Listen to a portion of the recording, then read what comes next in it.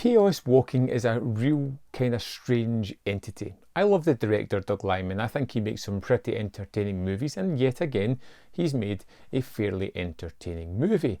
It's a premise that you could have done so much more with than what they deliver here within the story. It's a story that hits a lot of familiar beats, things you've seen before, whether it be Avatar or countless other movies. It's not as if Avatar was the bastion of originality.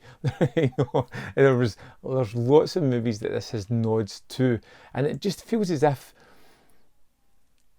it's perfunctory, hits all the beats, creates something interesting enough, offers zero in the form of surprises, yet somehow kept me somewhat entertained. Not enough to go back and check it out again.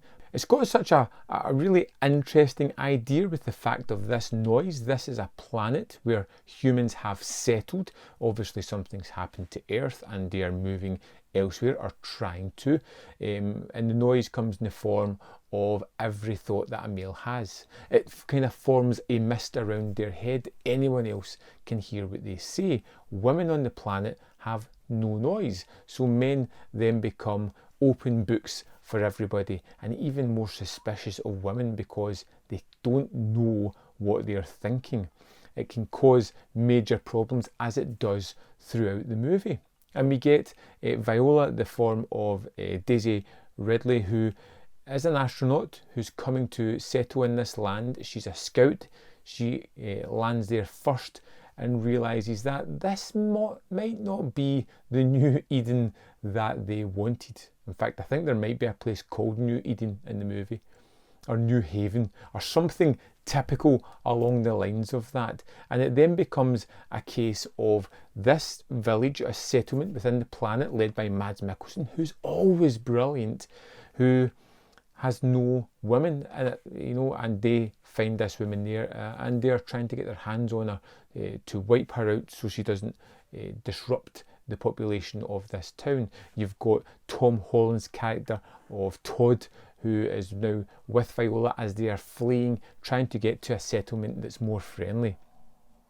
And visually, it's kind of striking. I love the idea of the mist, especially when someone's got something really going around their head, and how it just kind of appeared in imagery and amongst the mist, the noise that was going on. I love the kind of idea of people trying not to allow their thoughts to betray them, and not being able to do that. I liked how the younger people had more, a wider range of noise that was coming out. They couldn't control it at all, where some of the old wiser heads like Mads Mikkelsen can fully control that power whatsoever. And it's interesting enough for a one-time watch, but I feel like it's missed a great opportunity to possibly create a wonderful franchise, to create something new. And it kind of relies on the typical kind of story beats that you see in this movie. Now, I've told you roughly the outline of what's going to happen.